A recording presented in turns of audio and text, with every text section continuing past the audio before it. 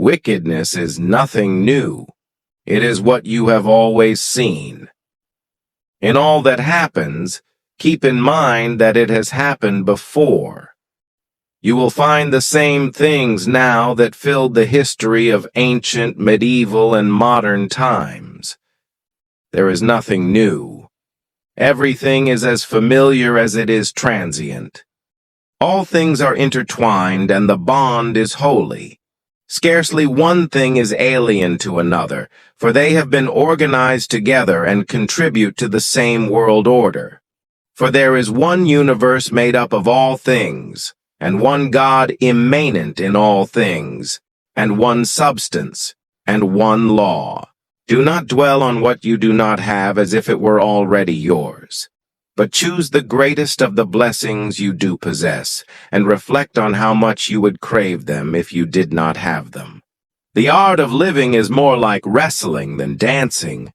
It requires us to stand ready and unshakable against attacks that are sudden and unexpected.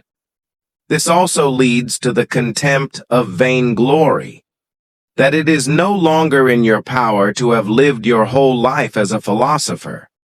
You have had enough experience of wandering here and there, and nowhere have you found the good life, not in logic, not in wealth, not in fame. Where then is it? In doing what human nature requires. You must build up your life action by action, and be content if each one achieves its goal as far as possible. No one can prevent you from this.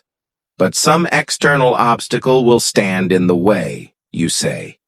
Nothing will stand in the way of your acting with justice, temperance, and wisdom.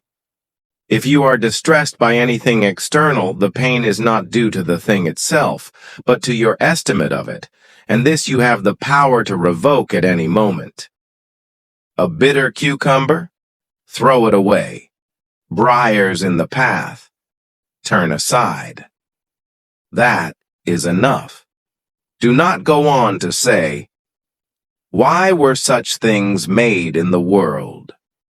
For you would be ridiculed by a man who understands nature. He who does injustice is impious. For nature has constituted rational beings for the sake of one another, to help each other according to their deserts, but never to injure. Injustice is often done by what is omitted, not only by what is done. Things stand outside our doors, themselves by themselves, neither knowing nor reporting anything about themselves. What then is it that reports on them? Our own ruling faculty. As you yourself are a component part of a social system, so let every act of yours be a component part of the social life. Any act of yours which has no reference, direct or indirect, to these social ends, tears your life asunder. Will you ever, O my soul, be good and simple and one and naked, more manifest than the body which surrounds you?